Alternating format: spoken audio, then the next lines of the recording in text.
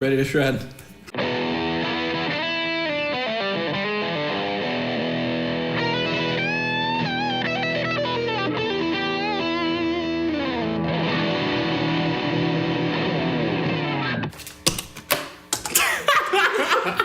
Hi, I'm Justin. And I'm Zach. And we're gonna do the song Reckless Love today. Yeah, and we're gonna play it a few different ways to show some different chord voicings. Pretty often, if I'm playing with someone at a church and I ask someone to play chords, this is what they'll play for me.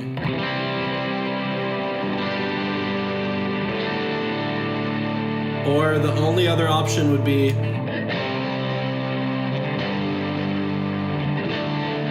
yeah, you know, there's a lot of really simple, easy tricks you can do that kind of work across the songs.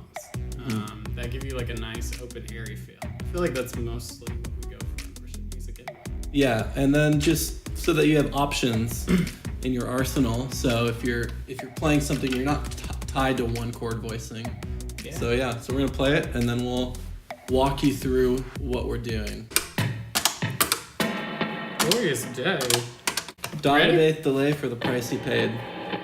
1, 2, 3, 4, 5, 6.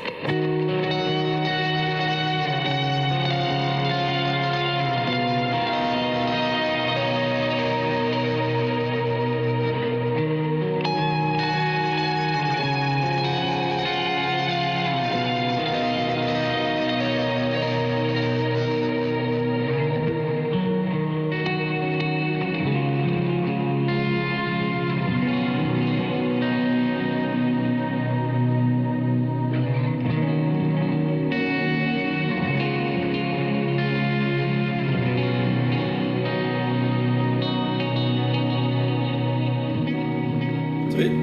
So what are you doing? I'm just playing in the key of E, so capo 2 because we're playing in G flat or F sharp. And I'm just doing like standard chords here. So C sharp minor 7 shape, and then B. Well, I guess that's kind of a slightly different B because it doesn't have the second octave in it. It's just like the 1, the 5, and the 3. So it's a triad. So what are you doing when you just play the 1, 5, and the 3? So that's... Correct. Yeah, so I'm just basically muting this string with my pointer finger. So you're just kind of like deconstructing what like a whole power. Correct.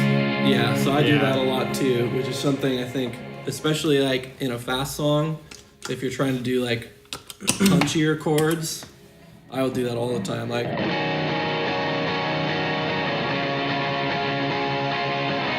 instead of the full.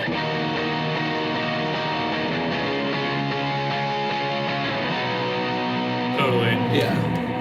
And then that, and it with that, was it Ace S2, right? So since we're in the key of E, quote unquote, you can leave these top 2 strings open on every chord you play. So you wouldn't even have to hit all those notes that I hit. You could just have basically the octave and the 5th.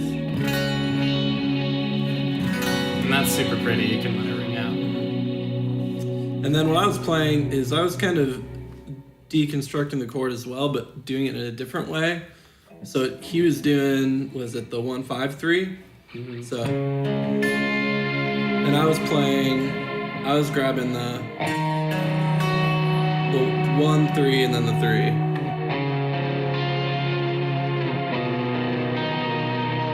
So I think that's just a different way that you can kind of deconstruct a chord and not keep it the same. Mm-hmm. Or even just do like a... Yeah.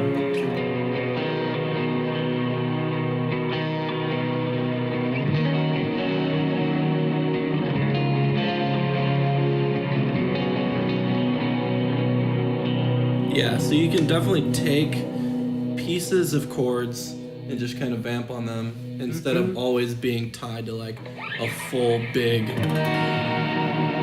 thing like that, which doesn't sound bad, but there's always options. All right, let's play it another way. 1, 2, 3.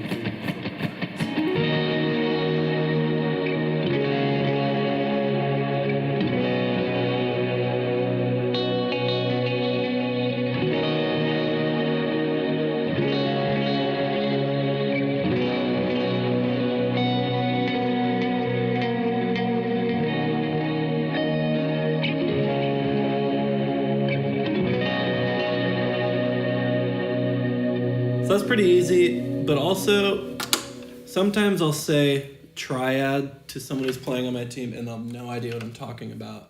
And there's a bunch of different kinds of triads. If you're just playing a power chord, you're playing a piece of a triad. So basically you just take the one off, you've got this triad, right? So.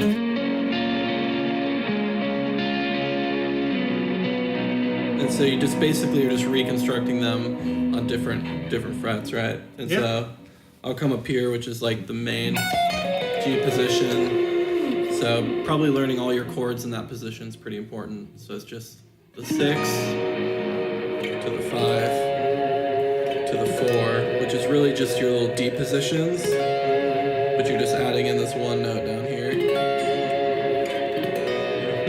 So trying to contrast what Justin is doing. Yeah. I always think of it as like piano chords. Yeah. You know? Because I think the piano basically suits itself to set those like 3-note shapes. Yeah.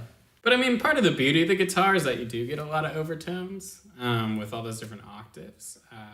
But simplicity is good, especially if you're doing like a lead line. And your rhythm player is doing something like what I'm doing, where I am still having a lot of those octaves ringing out.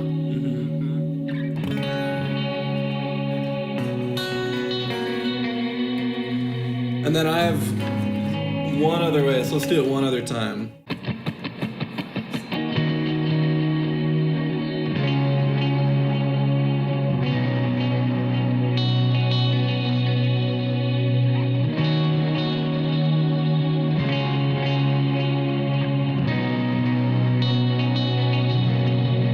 So all I'm doing there is playing the 1 and the 3, and so I'm grabbing the low root note and then grabbing that minor 3. Which I'll do that in a lot of, especially songs that like are really, they don't have a lot of parts in them in the recordings, and that doesn't always translate really well live. That's always kind of a go-to for me, just to add something that's filling some space. And it works in just about every setting because it's not very abrasive and it just sounds really pretty. And then the other interesting thing is like I was doing the 1 to 3 thing down here,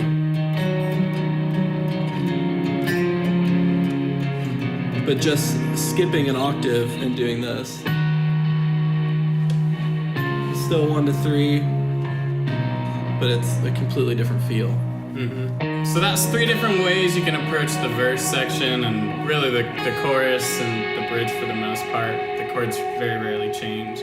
With Reckless Love, that's Zach, he shreds.